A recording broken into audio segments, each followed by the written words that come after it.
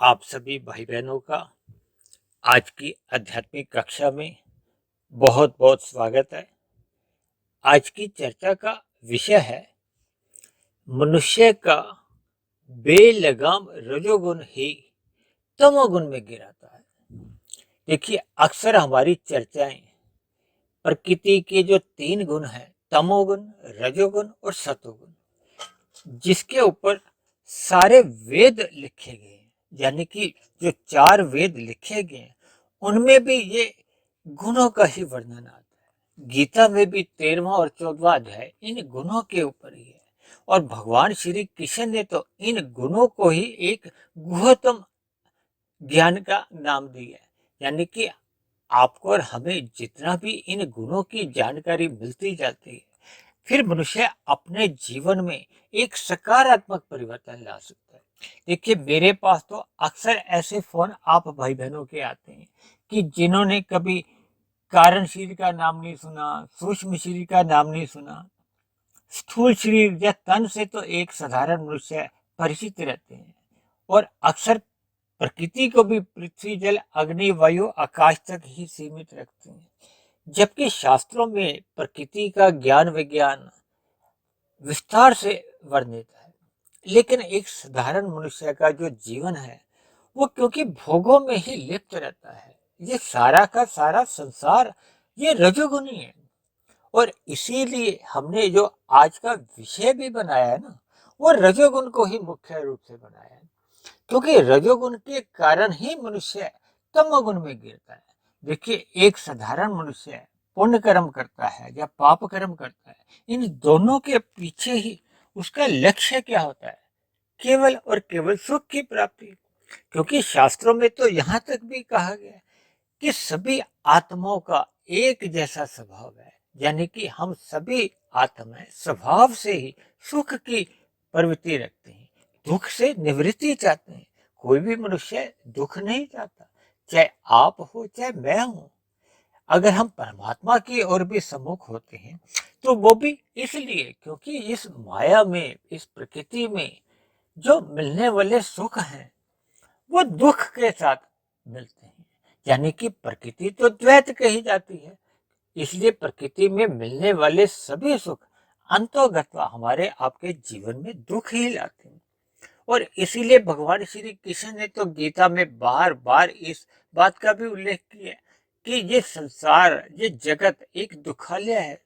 यानी कि प्रकृति में दुख कम अधिक मात्रा में तो आपको और हमें मिलते ही रहते हैं। और वर्तमान काल में तो देखिए, कोरोना काल चल रहा है। देखिए, अनेक प्रकार के कोरोना के कारण ही हम सभी मनुष्यों को एक जीवन दुखमय बना हुआ है। सभी दुखों का इस समय जो एक केंद्र बिंदु बना हुआ है, भारत में ही नहीं विदेशों में भी, ये कोरोना नाम का जो एक दुख आपको और हमें एक भयभीत किए हुआ है, दुखी किए हुआ है। और वर्तमान समय तक भी इस दुख का सही सही हल निकल नहीं पाया। देखिए, ये तो बात बीच में आ गई।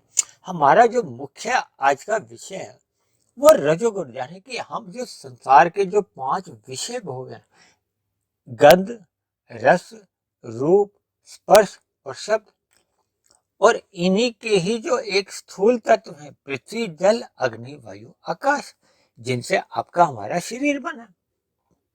जो हमारा आपका शरीर बना है, इनके पीछे जो इनके कारण है वो हमारे 5 विषय ही हैं।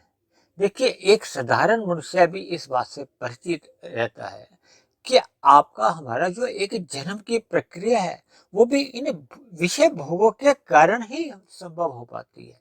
यानी कि आपका हमारे जो एक स्थूल शरीर का जो एक निर्माण है, उनके पीछे जो 5 तत्व हैं वो भी ये गंध, रस, रूप, स्पर्श और शब्द ही है। शास्त्रों में इन्हीं 5 को तन्मात्र भी कहा जाता है, कहीं कहीं सूक्ष्म भूत भी कहा जाता है। और आपके हमारे जो शरीर है, पृथ्वी, जल, अग्नि, वायु, आकाश, इनको स्थूल भूत कहा जाता है। अक्सर जब किसी की मृत्यु हो जाती है तो कहा जाता है कि उसका जो स्थूल शरीर था 5 तत्वों का ही बना था, उसी में ही विलीन हो गया। इस बात से तो एक साधारण मनुष्य भी परिचित रहता है। लेकिन आज जो हमारा जो मुख्य विषय है वो केवल इस रजोगुण का जो भोग विषय है, जो आपके हमारा जो जीवन चलता है, क्योंकि मैंने कुछ दिन पहले एक ऐसा सत्संग भी किया था जिसके ऊपर हमने रजोगुण और तमोगुण के ऊपर ही एक विशेष चर्चा की, क्योंकि आपका हमारा जीवन इन दो गुणों के बीच में ही अक्सर घूमता रहता है। जबकि मनुष्य जीवन पाकर आपको और हमें ये सतोगुण वृद्धि का एक अवसर है, क्योंकि प्रकृति के तीन गुण हैं, तमोगुण, रजोगुण और सतोगुण। और शास्त्रों में यहाँ तक भी कहा जाता है कि तमोगुण से 10 गुना अच्छा रजोगुण है, रजोगुण से भी 10 गुना अच्छा सतोगुण है, और सतोगुण से भी 10 गुना अच्छा विशुद्ध सतोगुण है। ऐसा मैंने अपनी चर्चाओं में बार बार इसका उल्लेख करता हूँ। और मैं तो इनको अंकों से भी परिभाषित करता हूँ कि तमोगुण को आप 1 मानो, रजोगुण को 10, सत्वगुण को 100 और परमात्मा को 1000। आर्थिक दृष्टिकोण से आप इसको एक का सिक्का मान सकते हो, 10 को आप 10 का नोट मान सकते हो, और 100 को आप 100 का नोट मान सकते हो, और 1000 को, क्योंकि आजकल 1000 का तो नोट है नहीं। जब ये मैंने सूत्र बनाया था उन दिनों 1000 का नोट प्रचलन में था, तकरीबन 10-12 साल पहले। तो आप उसको 2000 का नोट मान सकते हो। यानी आर्थिक दृष्टिकोण से भी आप अगर एक अपनी बुद्धिमत्ता से सोचेंगे तो आप पाओगे कि परमात्मा की ओर सम्मुख होने में ही हमारी भलाई है। जैसे हम 2000 के नोट की अधिक महत्ता रखते हैं, इसी तरह हमें परमात्मा को ही अपना जीवन में सर्वोपरि महत्व देना है। और जबकि मनुष्य अपने जीवन में इन रजोगुण को ही अधिक महत्व देने लगे, और रजोगुण के कारण ही मनुष्य तमोगुण में गिरता है, और इसी का ही आज हमारा एक भोग विषय है। देखिए, आपने अक्सर ऐसा सुना होगा कि हाईवे पे उसका कार का ऐसे ऐसे एक्सीडेंट हो गया, बस का दुर्घटना होगी या ट्रक की दुर्घटना होगी। उसके पीछे कारण क्या है? गति। क्योंकि जब हमारी कार की गति, स्कूटर की गति, या मोटरसाइकिल की, बस की या ट्रक की जब भी गति बेलगाम हो जाती है, यानी नियंत्रण से बाहर हो जाती है, तो फिर क्या होता है? दुर्घटनाएं होती हैं। ये दुर्घटनाएं क्या है? ये तमोगुण में गिरना ही एक दुर्घटना है, क्योंकि तमोगुण में हमें दुख मिलता है, पीड़ा होती है। और दुर्घटना के बाद क्या, हमारे जब हाथ पैर टूटते हैं या हमारे वाहन को क्षति पहुंचती है, तो वो हमारे लिए दुख का कारण ही बनते हैं ना। यानी आपके हमारे जीवन में जब जब एक मर्यादा से अधिक गति होती है, किसकी? इन 5 विषयों की। यानी आपके हमारे जीवन में जब जब ये विषय भोग, जो संसारी आकर्षण है, गंध, रस, रूप, स्पर्श और शब्द, ये जब बेलगाम हो जाते हैं, भगवान श्री कृष्ण ने तो गीता में अर्जुन को उपदेश ही ये रथ के ऊपर दिया है, और 5 घोड़ों को 5 विषयों की ही संज्ञा दी है। लेकिन मनुष्य अक्सर इन प्रेरणाओं से अपने जीवन में कोई लाभ नहीं उठाता, जिसके फलस्वरूप मनुष्य की आध्यात्मिक उन्नति नहीं हो पाती। यानी कि हमें आपको ये जो अपने भोग विषय हैं, इनको सतोगुण की लगाम से एक नियंत्रण में रखना है। जैसे हम कार चलाते हैं, हमें कार की उतनी ही गति रखनी चाहिए कि वो हमारे नियंत्रण में रहे। इसी तरह हमने अपने विषय भोगों को एक मर्यादा में रखना है, ताकि आपके हमारे जो स्थूल शरीर की जो आवश्यकता है उनकी पूर्ति हो जाए। देखिए, स्थूल शरीर की आवश्यकता की पूर्ति से तो शास्त्रों में भी इनकार नहीं किया गया, लेकिन जब जब मनुष्य अपने इन स्थूल शरीर की जो विषय भोग की जो इच्छाएं हैं, और इच्छाओं का तो अंत ही नहीं, एक की आप 10 बना लो, 100 बना लो, 1000 बना लो, ऐसे ऐसे मनुष्य आप देखोगे जिनकी अनंत इच्छाएं। और उसके लिए जब जब मनुष्य रजोगुण में रहता हुआ कर्म करता है, तब तक तो उसका पतन नहीं होता। लेकिन अक्सर संसार में ऐसा देखा जाता है कि मनुष्य इन रजोगुनी भोगों को भोगते भोगते इन भोगों को भोगने का व्यसनी बनता जाता है, आदत में उसके आ जाते हैं, स्वभाव बन जाता है, और ये स्वभाव ही उसको अधिक मात्रा में भोग भोगने के लिए प्रेरित करता रहता है। तो फिर इन भोगों को मर्यादा से अधिक भोगने से फिर ये पदार्थ हमें अचेत करते हैं, प्रमाद में ले आते हैं। क्योंकि शास्त्रों में सभी पदार्थ देखिए, आपका हमारा जो शरीर है ये भी तामसी कहा गया। पृथ्वी, जल, अग्नि, वायु, आकाश, ये तामस कहे जाते हैं। और जो हमारे 5 भोगे विषय, इनको भी शास्त्रों में तामसी कहा गया है, क्योंकि ये हमारी जो सूक्ष्म तन मात्र हैं, ये तामसी अहंकार से उत्पन्न होती है। देखिए, आज हमारा वो विषय नहीं है, लेकिन बीच में बात आगे तो आपको समझा दिया। और हम इन भोग्य विषयों की प्राप्ति के लिए, यानी कि हम तामसी पदार्थों के लिए, क्योंकि हमारा शरीर तामसी है, इसलिए हम ये तामस विषयों की ओर सहज ही आकर्षित होते हैं। ये इंद्रियों का दोष है। शास्त्रों में कहा गया है कि ये इंद्रियों का दोष कह लो, कि वो सहज ही भोगों की ओर आकर्षित होती है। और इन भोगों के लिए ही मनुष्य कर्म करता है। कर्म क्या है? ये रजोगुण में रहते हुए जितने भी हम क्रियाएं करते हैं, इन भोग्य विषयों की प्राप्ति के लिए, ये आपके हमारे कर्म गिने जाते हैं। और मनुष्य योनि में ही किए गए कर्म लिखे जाते हैं। यानी कि जब हम रजोगुण में रहते हुए कर्म करते हैं, तब तक तो मनुष्य का पतन नहीं होता, क्योंकि अन्य जीवों को हम पीड़ा नहीं देते। लेकिन मनुष्य जब जब प्रमाद में आ जाता है, तो फिर उसकी रजोगुणी क्रियाएं घटती जाती हैं, घटती घटते फिर वो आलस में आ जाता है, क्योंकि आरंभ में तो प्रमाद आता है, फिर धीरे धीरे ये प्रमाद ही आलस का रूप धारण कर लेता है। और आलस में हम क्रिया कर नहीं पाते। देखिए, आपका हमारा ये अनुभव है ना, जब भी हम आलस में पड़े रहते हैं, चाहे वो बिस्तर में पड़े रहते हैं या किसी भी अन्य प्रकार से हम आलस्य का सुख भोगते हैं, जिसको एक साधारण भाषा में निठल्ले भी कहा जाता है। जब हम अपनी क्रियाएं नहीं करते, तो फिर ऐसे में अक्सर मनुष्य का, क्योंकि मानसिक चिंतन तो चल रहा होता है, तो फिर ऐसे में मनुष्य अन्य जीवों के साथ छल कपट, ठगी, हेरा फेरी जैसी योजनाएं बनाने लगते हैं। तो फिर वो मनुष्य को तमोगुण में गिरा देती है, यानी कि उसके द्वारा जो भोगों के वेग हैं, वो उसको पाप कर्म करने की पहले तो प्रेरित करते हैं, फिर वो बाध्य कर देते हैं। ये जो समाज में आप विभिन्न प्रकार के जो अपराध देखते हैं, ये इन्हीं भोगों के कारण ही है। इसीलिए बार बार शास्त्रों में इस बात को जोर देकर कहा जाता है कि अपने इन रजोगुनी भोगों को सतोगुण की लगाम से कस के रखना चाहिए, नियंत्रण में रखना चाहिए। जैसे हम कार चलाते समय अपने ब्रेक पर अंकुश बनाए रखते हैं ना, कि कब हमें ब्रेक की जरूरत पड़े तो हम अपनी गति को रोक सकते हैं।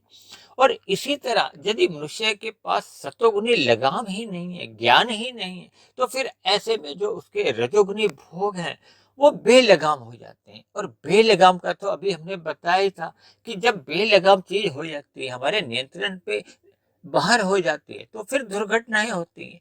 इन सभी कड़ियों को हमें छोड़ना होगा, क्योंकि प्रकृति के तमोगुण, रजोगुण और सतोगुण की जो जो स्थितियां हैं, उनको हमने यथार्थ रूप में सहन करना होगा।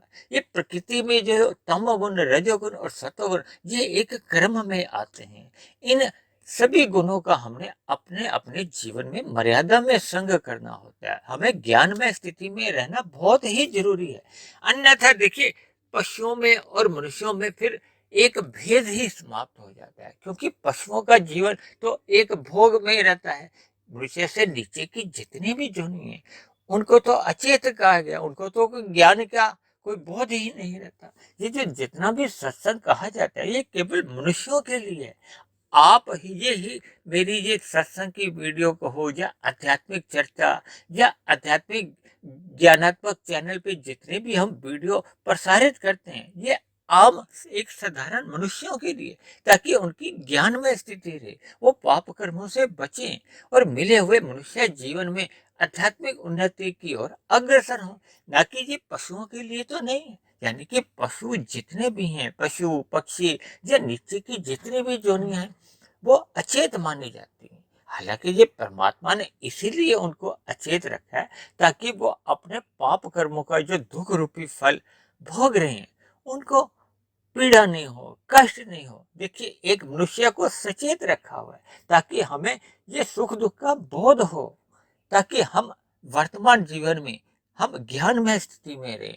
हम इन सुखों को हो, जब प्रकृति के जितने भी आकर्षण है, देखिए ये जो एक पुरुष स्त्री का जो आकर्षण है, स्त्री का पुरुष के प्रति और पुरुष का स्त्री के प्रति, ये भी शास्त्रों में रजोगुण के कारण ही कहा गया है।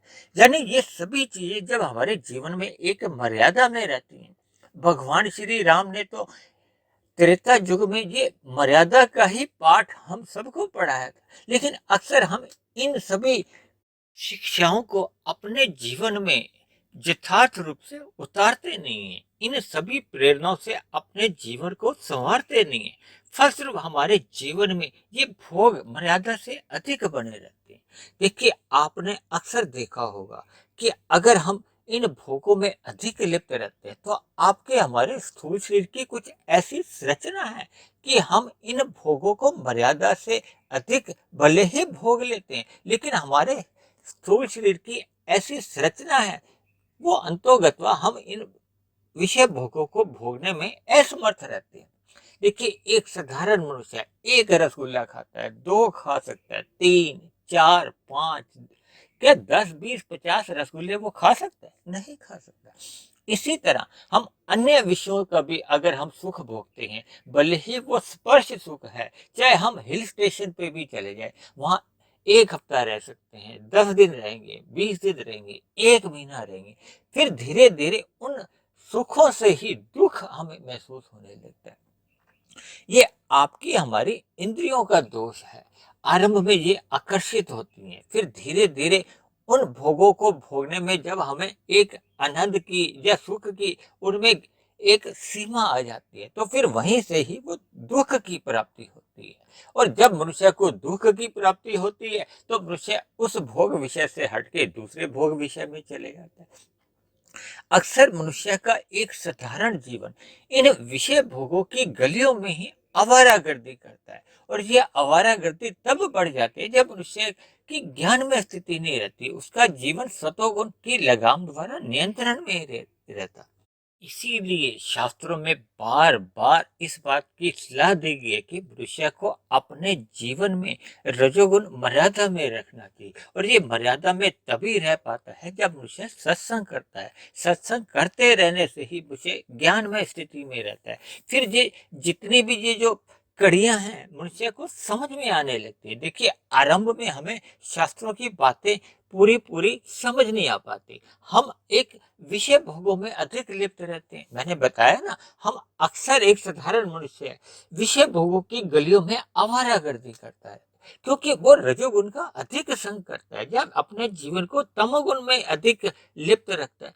देखिए, संसार में जितने भी आकर्षण हैं, ये टीवी पे भी आप जितने भी विज्ञापन देखते हो, इनमें भी 90% से अधिक विज्ञापन वो सभी के सभी इन 5 विषयों के इर्द गिर्द ही हमें प्रेरित करते हैं। यानी कि हमें हमारे मन की जो कमजोरी है, क्योंकि मन हमेशा नए में टिकता है, मन की ये एक अपनी कमजोरी है, उसको नयापन अच्छा लगता है। इसीलिए ये विज्ञापन की दुनिया को हो या फैशन की दुनिया, हाँ, मनुष्य की इसी कमजोरी का लाभ उठाते हुए हमें इन विषय भोगों की ओर आकर्षित करते हैं।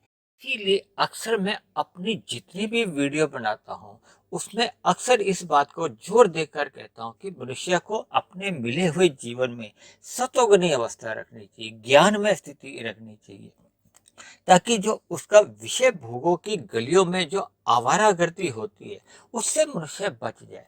देखिए, अक्सर हम अपने बच्चों को भी आवारागर्दी करने से रोकते हैं, लेकिन स्वयं हम इन विषय भोगों की गलियों में सहज ही आवारागर्दी करते रहते हैं, जिसके फलस्वरूप मनुष्य का कोई आध्यात्मिक उन्नति हो नहीं पाती। देखिए, हम ये यूट्यूब पे भी जो आध्यात्मिक ज्ञानात्मक चैनल में जितनी भी वीडियो प्रसारित करते हैं, ये प्रत्यक्ष रूप से या अप्रत्यक्ष रूप से परमात्मा का ज्ञान विज्ञान ही समझाते हैं। प्रकृति के जो 3 गुण हैं, तमोगुण, रजोगुण और सतोगुण, इनका तत्व रूपी ज्ञान देते हैं। आपके हमारे जो स्थूल शरीर, सूक्ष्म शरीर और कारण शरीर की जो एक स्थितियां हैं, या आत्मा का और परमात्मा का जो एक सजातीय संबंध है, इन सभी विषयों की हम बात करते हैं, क्योंकि शास्त्रों में तो 3 ही तत्वों की बार बार चर्चाएं आती हैं। ये भौतिक प्रकृति जड़ कही गई है, और जबकि आपकी आत्मा, मेरी आत्मा, हम सब चेतन हैं। ये चेतन आत्माओं का परमात्मा जो कि परम चेतन है, इसीलिए परमात्मा कहा जाता है, वो परम आत्मा है।